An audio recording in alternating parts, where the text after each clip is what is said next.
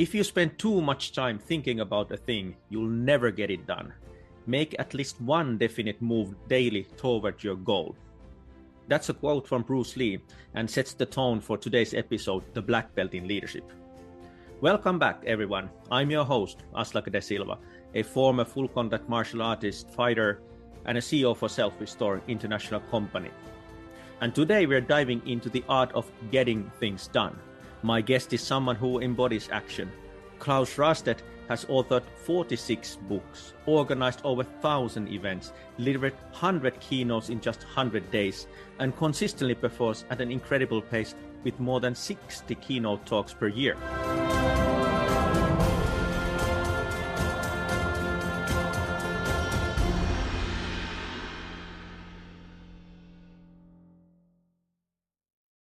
Klaus, welcome to the show. Thank you, Aslak, and thank you for comparing me with Bruce Lee right from the start. I think that sets a good tone for this conversation. Yeah, I have to ask you that, do you yourself have any martial arts experience similar to Bruce Lee or something else? So I have watched Bruce Lee. So in that way, Bruce Lee and I are very similar, that he's been on screen and I have seen him on screen, but it kind of ends there. Okay, well, that's good enough. So let's see how we check ways sometimes talk about martial arts, but I like if you have watched his films. I used to watch them as a kid as well. So a great inspiration for all of us, for sure. But let's kick things off with this. So in today's world, a bias toward inaction often feels like the safe bet. But in a world full of uncertainty and constant change, do you think waiting for certainty is really safe, or is action the better approach? That's a little bit of a loaded question, right? So I've just published my book number 46, which is called Klaus Raasted's Little Book of Getting Shit Done. And in that, I talk about biases, not about rules, but about biases. And one of the biases I think it's smart to cultivate is a bias for action.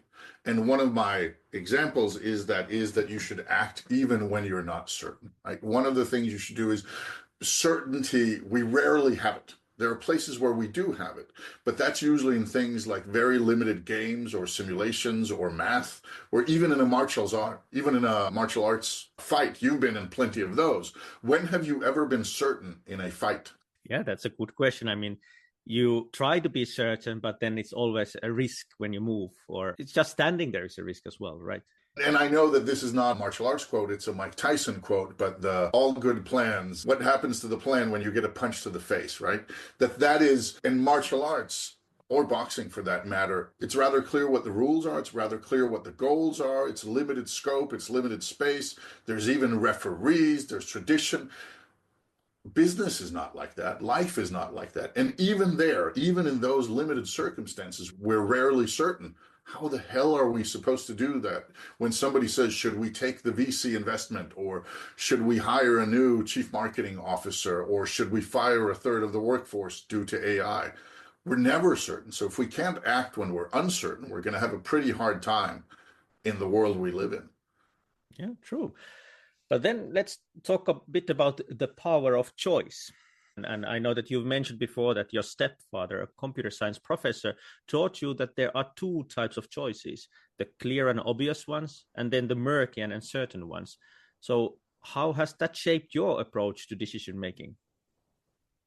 Thanks for mentioning Eric Jewell, my stepfather, who I have grown up with. And as he's my stepfather, I'm, of course, still on great terms with him. But there's many things that I have from him. But one of the ones that has stuck for many, many years has been this idea that there are essentially, as you say, there are two types of choices for most of us in many things. One is the easy choice, right? There are two shirts you would like to buy at the store. One you like the look of, it has the nice materials. Oh, and it's also cheaper.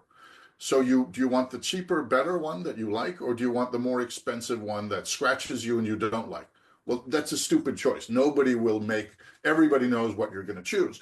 We have plenty of those sorts of choices in our lives. Do you want one pizza? Do you like this candidate? Should we do this marketing campaign? Where you have a clear preference. And we rarely discuss those choices because they're simple. The second choice, what he says is that there's so many of these choices where it's not clear. Should we have a kid? I don't know, right? It's going to have crazy consequences. Do we have children? Do we not have children? Should we completely pivot the company? Should we change what we're doing? Like these big, massive changes where it could go well either way or it could go terribly either way. And we can't really compare. The old saying of comparing oranges to apples, well, for a lot of us in many big places in our lives, whether it's in business or it's in art or it's in kids or family, well, these changes are more like comparing apples to bicycles, right? Either could be good, but they're very, very, very, very different. And you cannot really foresee what will be best. And Eric's point is that these are the ones we spend a lot of time discussing. But we have, once we've gotten to a point where we can't get more information or more information doesn't really change, kids being a good example, say you're your age, should you have kids? Well, what's it going to mean if you do? What's it going to mean if you don't? You have no way of knowing. You have no way of comparing those choices in a meaningful way. And no matter how much information you get from books or people you trust or that sort of thing, it's still going to be an uncertain choice at the end. His point is that these are the ones where we should just make a choice and go with it.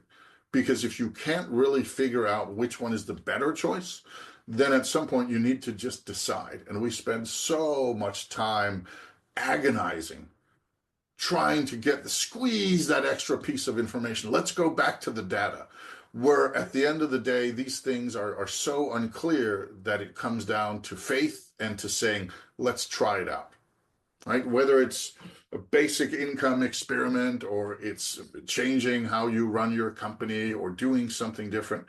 At the end of the day, it comes down to so many variables that you need to either do it or don't do it. And his point there is that once you reach that point of more information isn't going to significantly change anything, then just decide. And instead, most of us, we agonize over that until we get to a point where you have to decide or a decision is made before you, either because of a deadline or an external factor or life just gets in the way. So that's the point, that the easy choices, we rarely discuss them because they're easy. And many of the hard choices are hard because we don't want to make the decision, not because we will actually make better decisions by spending more time on them. So just go with it. Yeah. Have a bias for action. I like it. And if you then, I know that you consult a lot of companies and do keynotes. So if you kind of look at from leaders' perspective, so are actually always the big decisions, are they the easy or hard ones? Like, I mean, can we actually evaluate on the decisions that are they heavier and then we start thinking more about them, become more stressed? Or could it be sometimes that it's still an easy question, an easy decision to make, and even though if it's a big decision? So I love that. So first off, there's a thing in decision making that is that decision making, many people, I fall into this trap myself from time to time, but I try to avoid it. Many people judge decisions based on their outcome. You may never judge a decision based on the outcome, though it's tempting, right? Because if you say, here's a coin and we're going to flip it, and then I'm going to say it's going to come up heads. And then if it comes up heads, I'll say, see, it was a good decision. And if it comes up tails, I'm going to say, see, it was a bad decision. But of course, we as people who understand math and logic and coin flipping and randomness know it's a 50-50 thing. So it's not that one decision is better than the other. It's just that the outcome may be different. But way too often in business, and in leadership specifically, we tend to look at decisions and look at, oh, was it a good outcome? It's like winning the lottery. Oh, he's a smart guy. He won the lottery. Nobody says that. They say he was lucky. But in business, we have that all the time, that we judge decisions based off their outcome. And you even sometimes hear people say that. They say, when they're asked, like, was that a smart decision? Let's wait and find out. No. It doesn't work like that. The decision's quality is not based on the outcome because there's a lot of other factors that are variables there. So that's the first thing, is that when we take decisions, we need to separate a good decision or a bad decision from a good outcome or a bad outcome. There are plenty of things I've done in my life that have been terrible decisions, but ended up with good outcomes because I got lucky. And there are also things where I made an excellent decision, just didn't work out. So that's number one, is separating the decision from the outcome. And if we can't do that, then we're going to reward people who are lucky rather than people who know how to make good decisions, which is pretty important in leadership, right?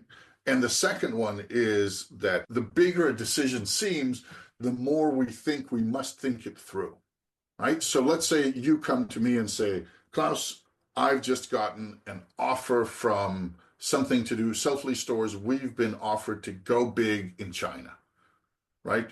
This will mean that we will expand the team by 20x in the next 3 years. It means we're going to have explosive demand for what we do. It's going to be completely crazy. I don't know if it's a good idea. Can I handle it? Do we want this? It's the biggest opportunity. It's the dream goal, but is it too fast? And you need to decide to say yes or no to this opportunity. That 20x of employees, 100x of revenue, big in China, what's going to happen? It is completely unforeseeable. Is this smart or not? You don't know, and you agonize over it. You talk with your people. If you went to your board of directors and said, guys, we've gotten this thing, there are basically two options. Both of them are completely unclear what the result will be. So I say, let's do number one. And they say, oh, Aslak, you must have spent a lot of time thinking of this. So I said, no, I just realized these are two choices where I can't really compare them. So I just flipped the coin and I went with one. Klaus's stepfather said, do that. Then they would just scream, right? They would go, oh, no, Aslak, you are bad. When in reality, that might be quite smart. But we're used to that big decisions we feel must have big processes. If somebody says, hey, here's a problem for $500 million, and I say, oh, I've got a solution. It's going to cost you 10,000. Like, no, that's not a serious solution. Oh, but I have another solution. It'll cost you 20 million. Ah, let's talk about that solution. Even if it's the same thing, it's just buttered up with more. Right? So we have this illusion that there must be some sort of relation between the size of the problem and the process of the decision, where in reality, it's not there. Yeah, I love that. And I think it's super important to understand that as well, that, yeah, the outcome is something that happens. And there are also other factors than the decision that impacts the outcome. So it's not that you have all the control with the decision that you make now. So the end outcome is because of you. There might be something happening. And the world has changed. I mean, like anything from COVID-19 to something that even though the best decisions before that, the best outcomes were about to come. And then it was based on luck, what happened there. So yeah, but maybe kind of a good segue from that is then to talk a bit about the value of experimentation, because that's also one thing that you have to sometimes make decisions and you can experiment and see. So I know that you said that one thing that stuck with me is that the only time better time for experimentation than being down 0-4 is being actually ahead in the game. So I know that in Denmark, you're better in football than in Finland, but 4-0 in a football soccer game. So if you're ahead that, so rather than being testing out when you're kind of certainly losing, but when you're certainly winning. So can you elaborate on why experimentation is critical, both in maybe tough times, but also when you are ahead? Let's use a martial arts example here, right? You've been in many matches, this has been a big part of your life for a lot of years. When you've been down, when you realize this guy's going to beat me, this is not going well, bigger, stronger, faster, more skilled, whatever it is, you know this is going badly. Then at some point, you start shifting gears. You start changing things. You start trying, okay, I'm now going to do the sweep kick or the double, whatever it's called, right? Yeah. The fist of the unsung dragon, if we're going to go a bit Bruce Lee on it. Because you know that if you don't change things, it's going to go badly. We've all been in those situations, whether in our black belt fights, which you have more black belts than I do in the real world, but in the leadership world, we can both pretend to be black belts. That we all know that situation where if we know things are going wrong, we're going to start making changes at some point, because if not, we see where it's going. My point is that the best time to experiment is actually not when you're down, then you need to. The best time is when you're ahead, when you realize this guy, I've got him. I'm going to beat him. It's fine. I'm up. I don't know the point scoring system, right? But let's just say I'm up 4-0 in football, or if we're going American football, then you're up 54-0. Okay. Then change something. Put in the reserve kicker. Try the third string quarterback. Try that underhanded chop move that you normally wouldn't do and your coach thinks is silly, but you secretly want to try out, right? Because what's the risk here? Okay, so you don't win by 1 million, but by a little bit less than 1 million. You don't win 4-0, but 4-1. And sometimes there's reasons for not doing that, but usually the best time to experiment is when we're ahead. If we're selling like crazy, then the temptation is to squeeze and squeeze. But the reality is that it might be smart now to try some of the junior people or try a different tactic, not the whole thing, but just to see how would that work. Because we all know we are all ready to put in the third string solution or the desperate idea when we get desperate. What if we could test it beforehand? What if we could test something in a live fire scenario, even when the consequences are low? And again, consequences are important here. I'm not saying that imagine it's 1945 and it's in early March and the German Reich is almost done and you are the commander of the Western Allied forces and you say, well, we can see we're going to win, so let's just throw in the bad generals because that's going to cost human lives, right? So I'm not saying that. I'm saying that we are often in positions where we are winning so much or we're so much ahead, things are going so well that we can afford to experiment a little. We can afford to throw in something new, something different that we want to try that might be really, really good, but we're normally too scared because what if it doesn't work? And we all know how to do that when we're desperate. I'm saying we should do that more when we're not desperate, but when we're ahead, whatever ahead looks like. Don't risk the whole thing, right? Don't swap the entire team. Don't just go bonanza and start doing kickboxing instead, but try that underhand chop flop strike of the burning sun thing. Try that out that you've been dreaming about. Give it a test, because even if the other guy scores a point, you're still way ahead. Yeah, very true. How do you build a culture where experimentation is encouraged and failures aren't punished, but rather celebrated as part of learning? So since this is about leadership, there's one very, very simple trick. If you are the leader and people come to you and said, I'd like to try something, you say, great. How can we try it in a way where if it goes wrong, it doesn't kill us, and if it goes right, we might learn something. That's the first thing, is when people come to you and ask, hey, can I try this, or I'd like to do this, instead of saying no, say, how could we do it in such a way that failure doesn't have a large impact and success opens up new opportunities? That's the first question. The second one is when they do it and then it fails, you say, great, what did we learn? And most leaders, they know they should do this, but they really don't do it. Because it's hard. It's hard seeing those resources march out the door.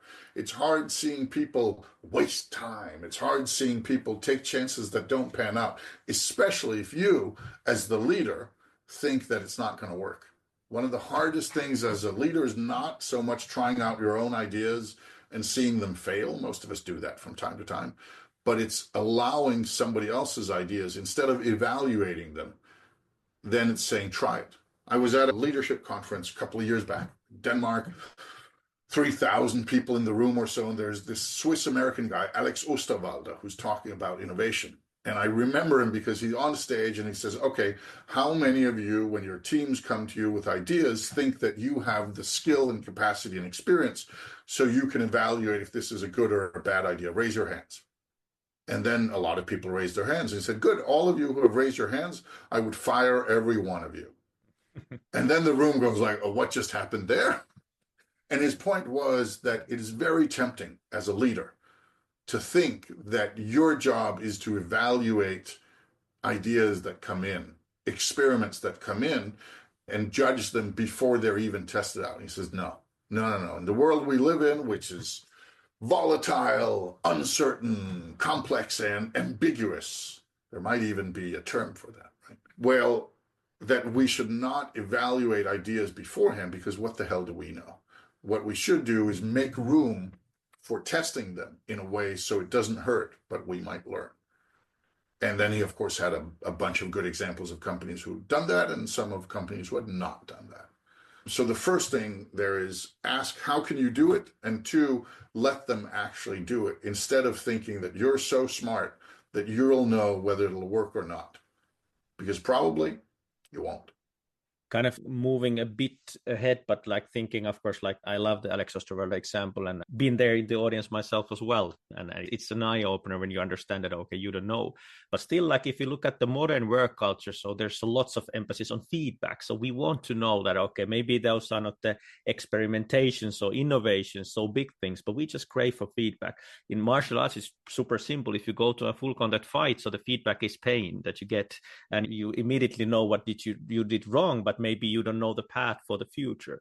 But when you talk about the importance of having also both critics and cheerleaders, so feedback is not only negative, what you can correct, but also it's supportive.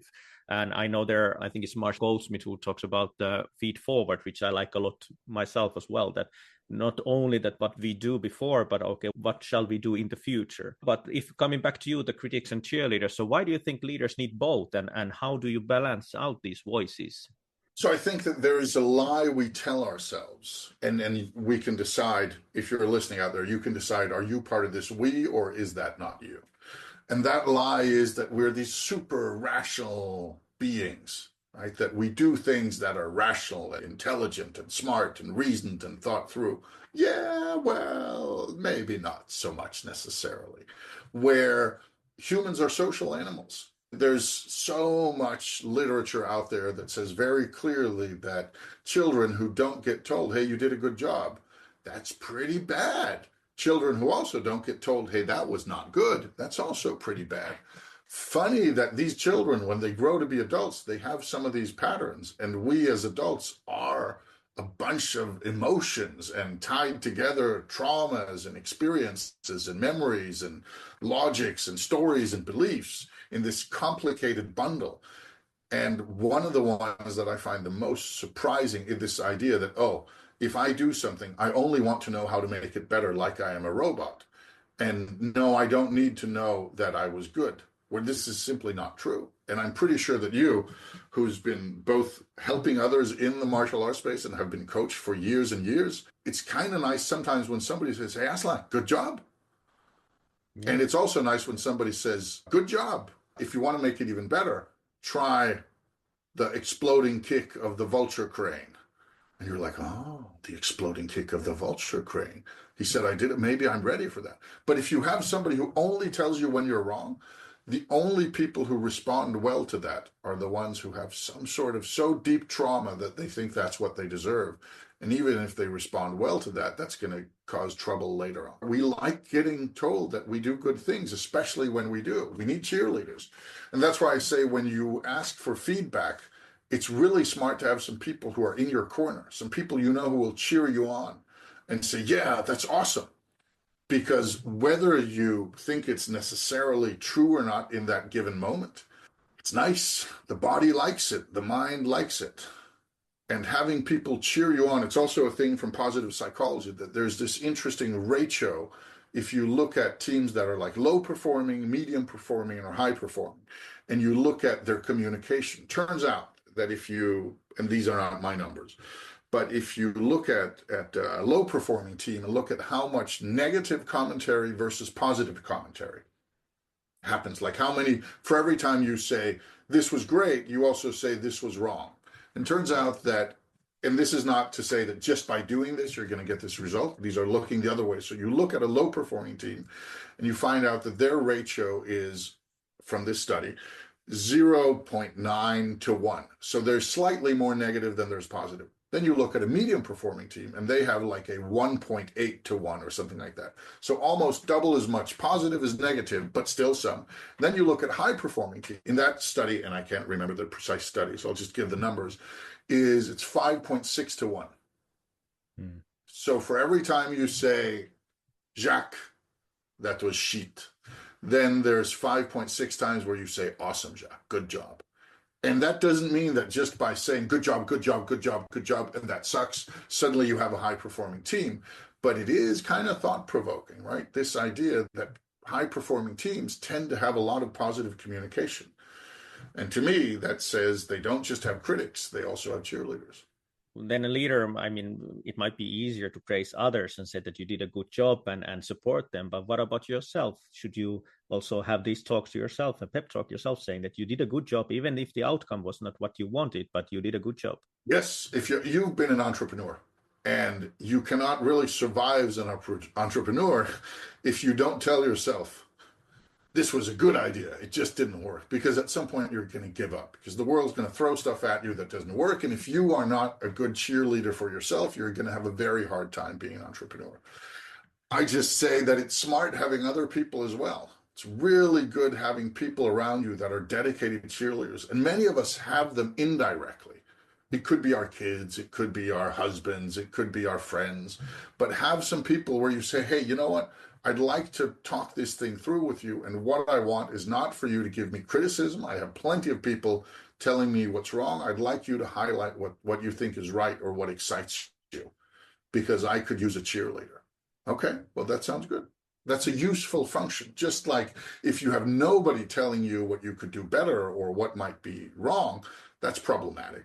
But most of us don't need help with that. We are so good at surrounding ourselves with people who will tell us when we're wrong. And also we tell us ourselves when we're wrong. But having that cheerleaders both within and without, to me, is critical. True. And I agree. If you look at kind of companies that are maybe big enough that media writes about them, and media tends to be quite negative. So do you see the impact on that as well? So what's your advice for leaders who are kind of going into media and then getting negative critics there and people complaining? And it's more negative, I'd say, nowadays than positive for companies and leaders. So any advice for those people who kind of have to go through that? It's an excellent question. I think one of the hard things, and I've been in that position, it was in like a small media, it wasn't like global media or anything like that. But when people write about you, oh, it's easy to feel that the world is against you. And the first thing to do is to realize that we are in a place where it's more tempting to look at clickbait is real, right? And you and I are no better. There's a better chance that we're going to click on a story that says crazy scandal, somebody died, than things went well, company does good stuff yet another day, because we're drawn to that. But it's also realizing that just because there is somebody that is negative, it doesn't make them a bigger portion of what's going on out there. Usually most people don't care, but it's very, very easy. I had a friend many years ago when Facebook was quite new who said, oh, this Facebook thing is, oh, I just read a thing and 5 people wrote something in the thread and I felt that everybody agreed on that. But the reality was it was an after event report and there were about 100 people at the event. And now there had been feedback from 5 people. And since those 5 people agreed, it seemed like everybody agreed. But it wasn't true. It wasn't even anything close to true. So one piece of advice there is it's not easy, but to take it a little bit. Yeah, it's going to be fine.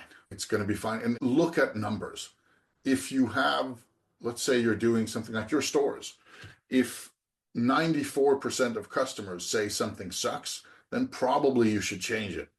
But if only 2% of customers tell you anything, then even if it's 70% that says it sucks, you don't know a lot about the other 98.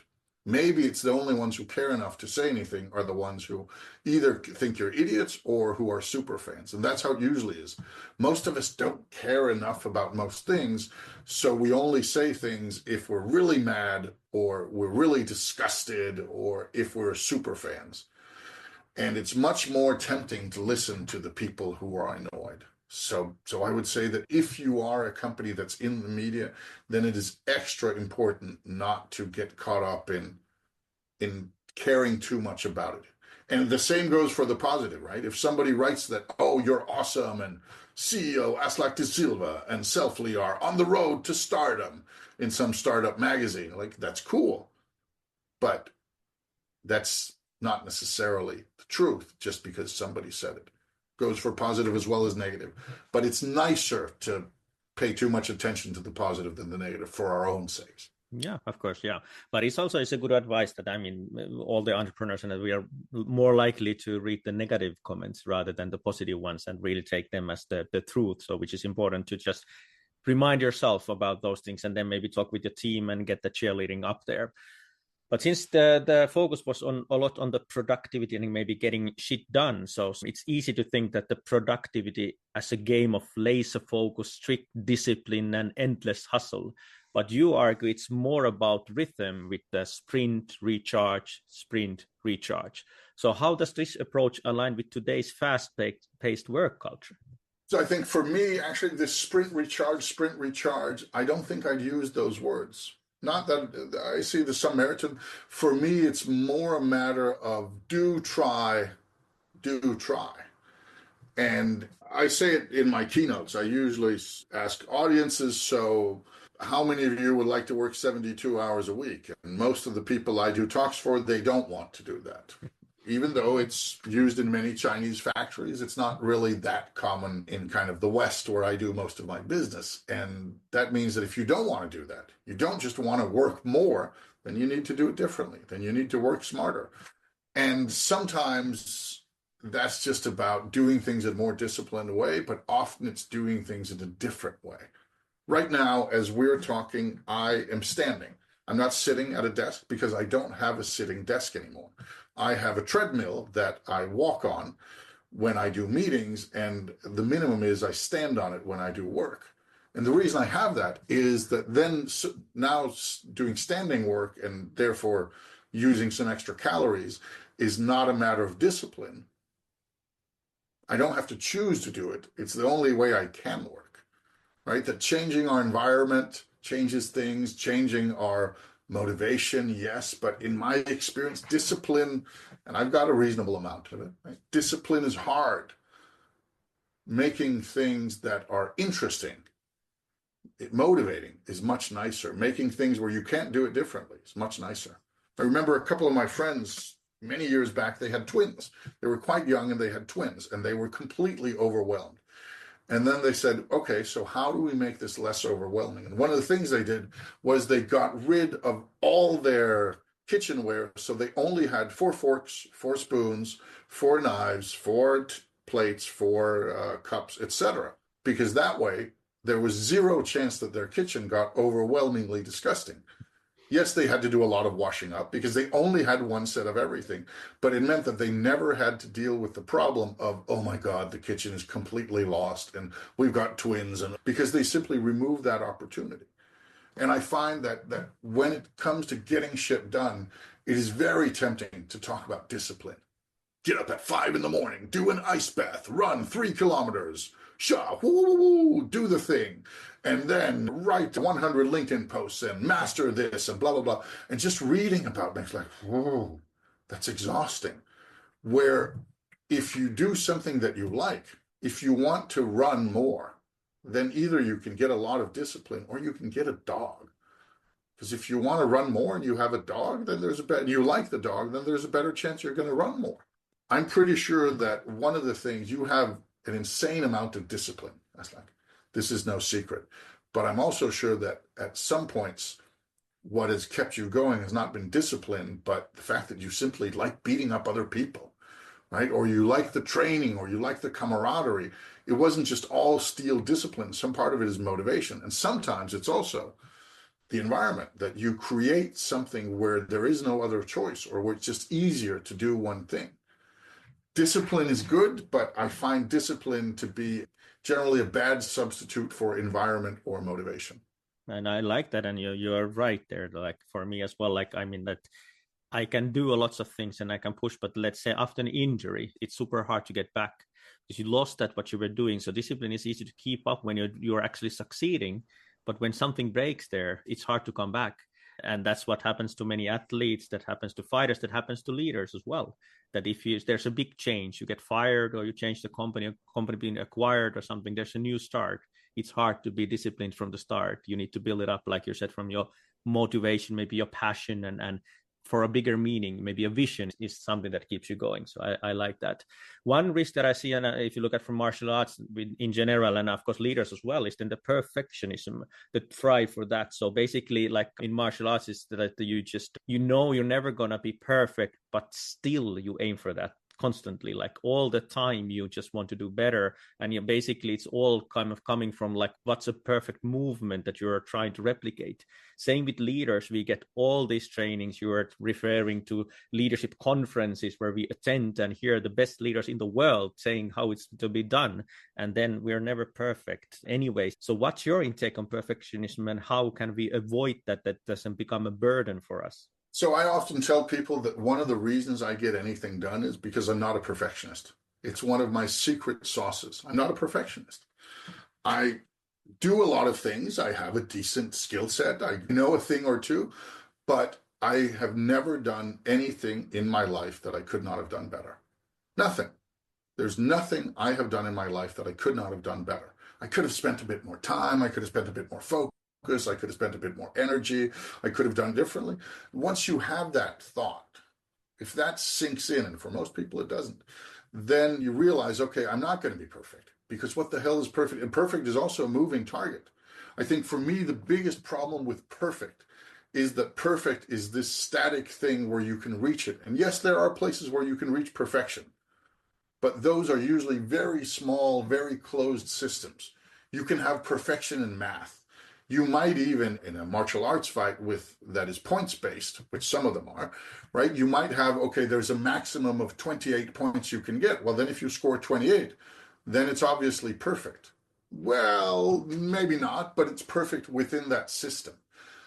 For most of us, that's simply not the reality we live in most of the time, because the reality we live in has all sorts of variables, has all sorts of chaos, has all sorts of factors going in, and what was perfect yesterday changes tomorrow, right? If you go back and look at history and you see, okay, this is the perfect general or the perfect husband or the perfect father or the perfect team or the perfect whatever it is, then you go ahead 10 years and that changes. You go ahead 50 years and that changes. And this idea of perfection is based on some sort of illusion that right now we know what perfection is. And for most of our lives, yes, again, in small, isolated cases, you can say that. You can have a perfect score in some computer games, and you can have a perfect score in some mathematical equation. But for most of the lives we lead, perfection is simply an illusion. And if you spend so much time on getting that last part right, then probably you're going to be either kind of changing very little. Going from 98 to 99% is a lot harder than going from 1 to 2. And also it might not matter because somebody else might come around and do it completely differently. Right? We see again and again and again in industry after industry, sport after sport, sphere of life after sphere of life, that somebody comes around and changes the game. And suddenly what was perfect yesterday is just, doesn't work anymore. And one of my favorite examples, this is not a martial arts one, but we could use Bruce Lee there, right? Did he come and did he do it perfect? No. Jeet Kune Do is not perfect. And the reason it's not perfect is that it's a new system. It means that if something is a new system, it by definition cannot be the perfection of an old system because it's breaking some rules. It's adding something, it's subtracting something. And one of my favorite examples of this is from the high jump. There's a guy in 1968 called Dick Fosbury, does something called the Fosbury flop. If you watch the high jump at the Olympics or something like that, like they run over and then they jump and then they do this weird like wiggle where they almost worm themselves over the bar. And when he came along and did that first, people laughed at him. It was ridiculous. Then he won. Then they laughed a little bit less and then they said, how can we do it? And now, if you do anything else, people are going to laugh at you.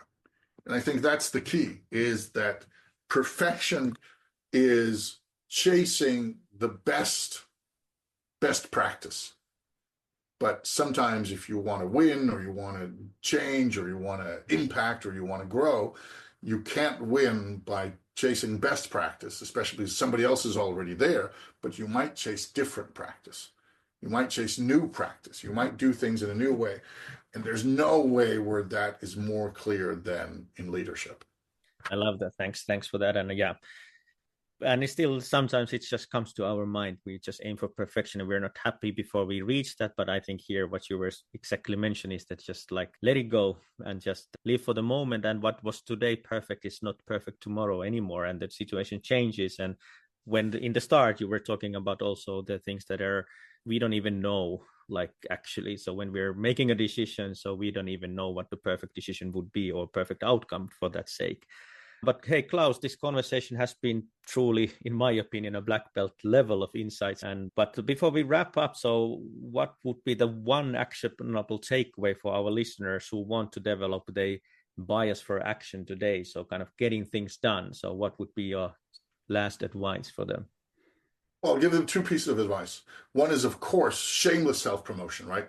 Find me, look at some of my stuff. There might be some of it that's interesting, whether it's the latest book on getting shit done or podcast or some of the stuff out there. So if you think I'm not completely full of shit, there's a lot more Klaus out there to gobble up. That's the first one. The second one, which is a lot more useful and hands-on, is one of the things I write about in that last book is do things half-heartedly, but do them anyway. Because what I find keeps many, many people from doing something, right? It's whether it's helping their brother-in-law fix his garage or hiring somebody new or trying out something, is they don't want to do it unless they can do it really well. They want to do it properly, so they don't do it. Don't wait until you can do things properly. Do them. Do them half-heartedly if you must, but do them because you're going to learn. And as Saga, who I asked for our 6-year-old daughter, who I asked for the closing tip of the book, I said, Saga, if you had to give a tip to all these people out there I'm writing about getting shit done, what would that tip be? And she's 6. And she said, if you want to get some shit done and you can't get it done, then do some other shit. And maybe you'll learn something so you can now get the old shit done as well. Do stuff. And even if you're not ready, do something else. Because it might just get you over the hump. It might just teach you something new. So if you wait until it's perfect, if you wait until it's proper, then you're not doing yourself a favor. Yeah, very good.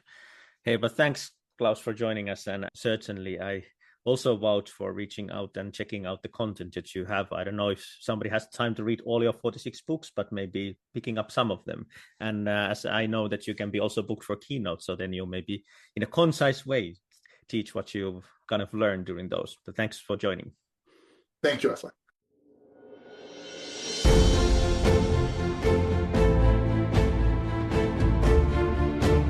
And for those listening, so remember that leadership is about taking action, embracing the experimentation and learning from every step. So let's keep moving forward, one definite move at a time, as Bruce Lee said in the quote that we were referring in the beginning.